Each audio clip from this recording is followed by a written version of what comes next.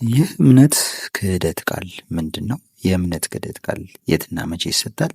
በዛሬው ፕሮግራም ይህንን በሰፊው ማስቃኛችሁ ይሆናል። ሰላም ክቡራትና ክቡራን ተከታታዮች እንደምን አላችሁ? በመግቢያ እንዳልኳችሁ የወንጀለኛ መቅጫ ሕጉን መሰረት በማድረግ የእምነት ክህደት ቃል ምንድን ነው፣ የእምነት ክህደት ቃል የትና መቼ እንሰጣለን ወይም ይሰጣል የሚለውን በዝርዝር የምነግራችሁ ይሆናል። ለዚህ ቻናል አዲስ ሆናችሁ ቻናሉን ሰብስክራይብ በማድረግ አብራችሁን ሁኑ። ቀጥታ ወደ ዛሬው ፕሮግራም ይገባል።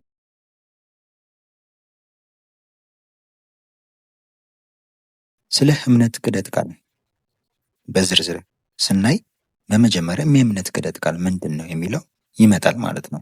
የእምነት ክህደት ቃል ማለት አንድ በወንጀል ድርጊት ተጠርጥሮ የተያዘ ሰው የወንጀል ድርጊቱን መፈጸሙን ወይም አለመፈጸሙን ሕጉን በተከተለ መልኩ የሚገልጽበት መንገድ ነው። አንድ ሰው የወንጀል ድርጊት መፈጸሙን ወይም አለመፈጸሙን በሚናገርበት ጊዜ የሚናገረው ነገር በጠቅላላ እንደ ማስረጃ የሚያዝበት ሁኔታ ስለመኖሩ በአጠቃላይ የእምነት ክህደት ቃል ማለት ስለመኖሩ ተነግሮት ይህ ድርጊቱን መፈጸሙን አለመፈጸሙን ለፖሊስ ለፍርድ ቤት የሚናገርበት ሁኔታ ነው የእምነት ክህደት ቃል ማለት።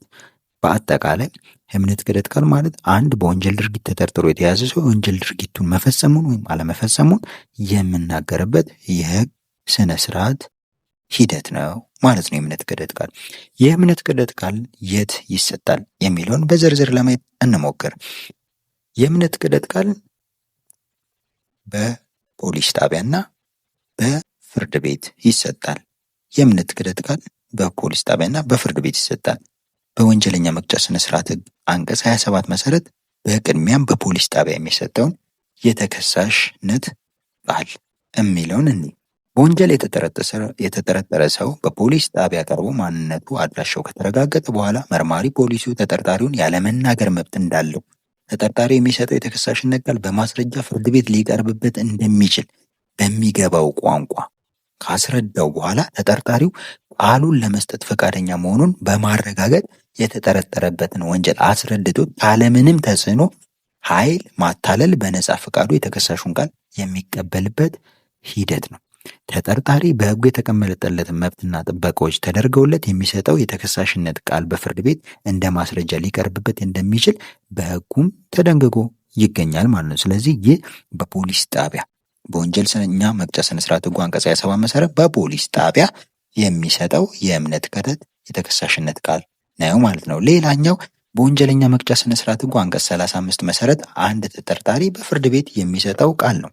በወንጀለኛ መቅጫ ስነ ስርዓት ሕጉ አንቀጽ 35 መሰረት አንድ ተጠርጣሪ በቅድመ ምርመራ ስነ ስርዓት ወይም የወንጀል ክስ መሰማት ከመጀመሩ በፊት ፍርድ ቤት ቀርቦ ቃሉን የሚሰጥበት ሂደት ሲሆን ፍርድ ቤትም ተጠርጣሪ ቃሉን የሚሰጠው በፍላጎቱና በነጻ ፈቃዱ መሆኑን ማረጋገጥ ቃሉን ይቀበሏል ማለት ነው። ተጠርጣሪ በፖሊስ ጣቢያ ቀርቦ በወንጀለኛ መቅጫ ስነ ስርዓት ሕግ አንቀጽ 27 መሰረት የተጠረጠረበትን ወንጀል አምኖ የሰጠ እንደሆነ በወንጀል ምርመራ ሂደት ውስጥ ተጠርጣሪው በፖሊስ ጣቢያ የሰጠው ቃል ጠቃሚ በሚሆንበት ጊዜ በፖሊስ ጣቢያ የሰጠውን ቃል በፍርድ ቤት እንዲሰጥ መርማሪ ፖሊስ የሚጠየቅበት ሂደት ሲሆን ይህም መርማሪ ፖሊስ ተጠርጣሪው የሚሰጠውን ቃል በኋላ ክስ ሲመሰረትበት እንደ ማስረጃ ይጠቅመኛል ብሎ በሚያምንበት ጊዜ ነው።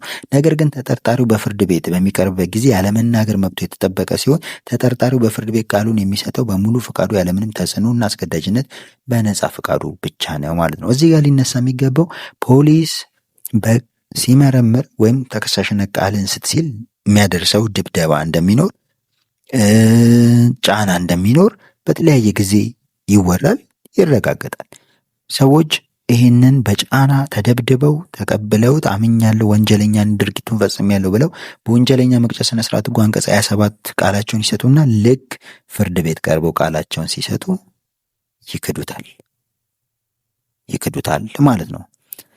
ሌላኛው በወንጀለኛ መቅጫ ስነ ስርዓት ሕጉ አንቀጽ 132 መሰረት በራሱ በፍርድ ቤት የሚሰጥ የእምነት ክህደት ቃል ነው።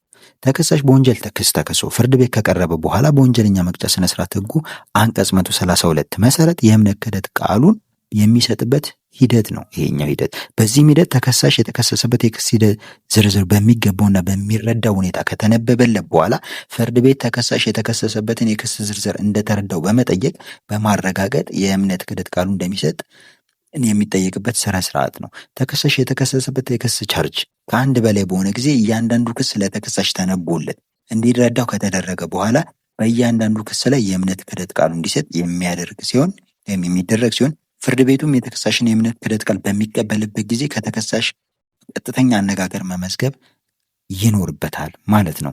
እዚህ ጋር ምንድነው ከቀድሙ የሚለየው? ይሄኛው ክሱ ኦልሬዲ ተመስርቶበት ነው። ክሱ ተመስርቶበት ክሱ ተነቦለት የሚሰጠው ድርጊቱን ፈጽሟል ወይስ አልፈጸምክም ብሎ የሚጠየቀውን። የቀድሞ ግን ክስ ሳይቀርብበት በፊት የሚሰጠው ቃል ነው ማለት ነው። ይሄ የወንጀለኛ መቅጫ ህጉ 35 መሰረት የሚሰጠው ቃል። ይሄኛው ግን 132 ክሱ ከተነበበለት በኋላ የሚሰጠው ቃል ነው ማለት ነው። ተከሳሹ ክሱን እንደ ካደ የሚያስቆጥሩትን ሁኔታዎችን ከዚህ ጋር ተያይዞ በወንጀለኛ መቅጫ ስነ ስርዓት ህግ ቁጥር 133 መሰረት ተከሳሽ በፍርድ ቤት ቀርቦ በችሎት ላይ ፖሊስ ጣቢያ የሰጠውን ቃል የካደ እንደሆነ ወይም ክሱን ድርጊቱን አልፈጸምኩም ብሎ የካደ እንደሆነ የክሱ ቻርጅ ከተነበበ በኋላ የተነበበለትን ወንጀል ክዷል ወይም ጥፋተኛ አይደለውም በማለት ተከራክሯል ሊባል የሚችለው አንደኛ ተከሳሽ ለክሱ መልስ ያልሰጠ እንደሆነ፣ ሁለተኛ ክሱ ሙሉ በሙሉ የካደ እንደሆነ ወይም ተከሳሹ ወንጀሉን አምኖ በአፈጻጸም ረገድ ለይቶ መብቱን የጠበቀ እንደሆነ ነው በማለት ህጉ ያስቀምጣል ማለት ነው።